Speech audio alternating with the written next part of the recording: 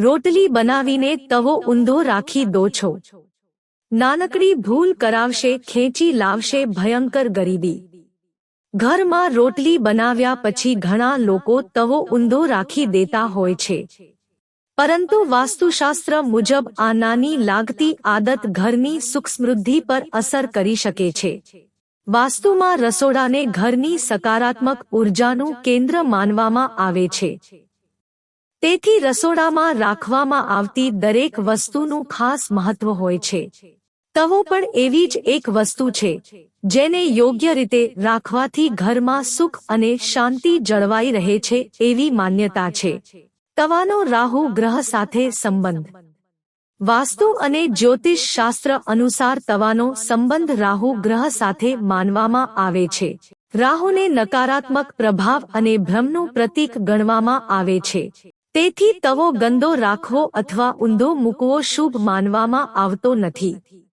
માન્યતા મુજબ આમ કરવાથી ઘરમાં નકારાત્મક ઉર્જા વધી શકે છે અને પરિવારના સભ્યો પર તેની અસર પડી શકે છે. તવો ઊંધો રાખવાથી થતા માનવામાં આવતા નુકસાન. આર્થિક મુશ્કેલીઓ વધી શકે છે.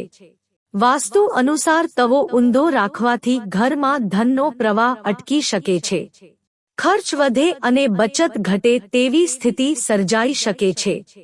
પરિવારમાં તણાવ વધી શકે છે.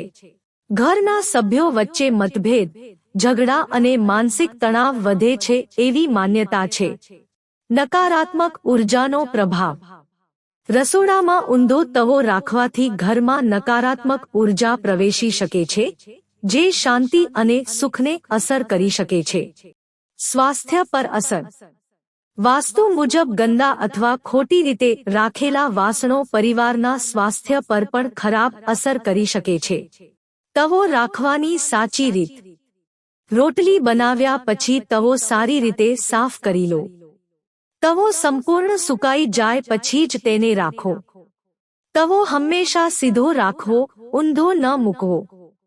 શક્ય હોય તો તવો એવી જગ્યાએ રાખવો જ્યાં બહારથી આવનાર વ્યક્તિની સીધી નજર ન પડે. કેટલાક વાસ્તુ નિષ્ણાતો સમયાંતરે તવા પર કપૂર પ્રગટાવવાની પણ સલાહ આપે છે. ધ્યાનમાં રાખવા જેવી વાત. આ તમામ બાબતો વાસ્તુશાસ્ત્ર અને પરંપરાગત માન્યતાઓ પર આધારિત છે. વૈજ્ઞાનિક રીતે તવો ઊંધો રાખવાથી ગરીબી આવે છે તેવું કોઈ પુરાવું નથી. તેમ છતાં રસોડાની સ્વચ્છતા, વ્યવસ્થા અને સકારાત્મક વાતાવરણ જાળવવું દરેક ઘરના સુખ અને આરોગ્ય માટે ફાયદાકારક છે.